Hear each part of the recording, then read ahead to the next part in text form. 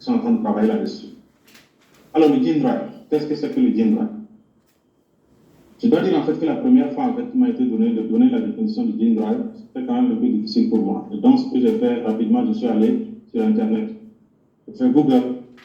C'est quoi le gene drive? Pour que ça puisse me donner l'explication du gene drive. Et voilà ce que ça m'a donné. Un jargon complètement difficile à comprendre. C'est en anglais, mais je vais essayer de traduire.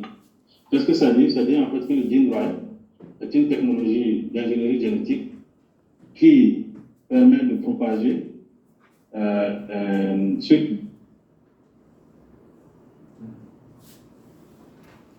il faut qu'on puisse comprendre tous concrètement ce que ça signifie.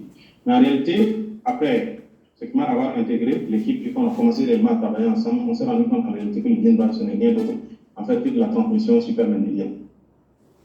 Comment est-ce que ça se passe? Globalement, nous avons tous fait effectivement les études je dis préliminaires pratiquement de génétique quand même à l'école, même si on n'est pas généticien, pour comprendre en fait que Mendel a défini un certain nombre de lois qui disent clairement que lorsque vous avez un gène d'intérêt spécifique, la probabilité par exemple que ce gène-là puisse passer des parents à la génération suivante est pratiquement de 50%. Alors, si c'est le cas, c'est ce qui est représenté un peu ici en bas. Vous voyez ces deux moustiques-là avec le cœur. C'est-à-dire que le vert, par exemple, supposons qu'il a un gène d'intérêt spécifique qui va faire passer à la génération suivante. Vous avez le noir qui est un moustique sauvage, qui n'a pas du tout de gène. Ces deux-là s'accouplent. Ce qui va se faire, c'est-à-dire que s'ils ont deux individus dans la progéniture, seulement un qui va